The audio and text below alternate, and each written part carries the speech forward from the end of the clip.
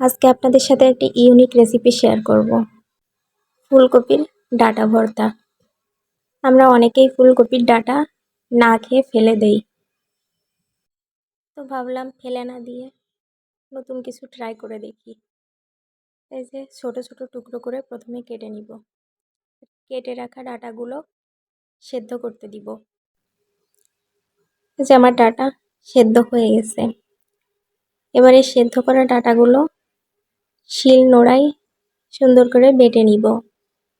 আপনাদের কাছে ব্লেন্ডার থাকলে ব্লেন্ডারেই বেটে নিতে পারেন। আমার কাছে ব্লেন্ডার নাই, তাই আমি শিল নোড়াই বেটে নিলাম।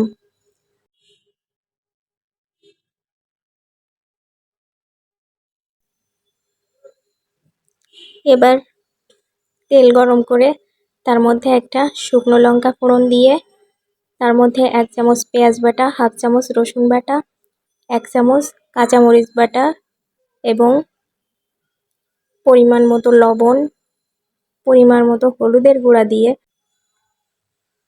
তাতে অল্প পরিমাণ জল দিয়ে ভালো করে কষিয়ে নিতে হবে।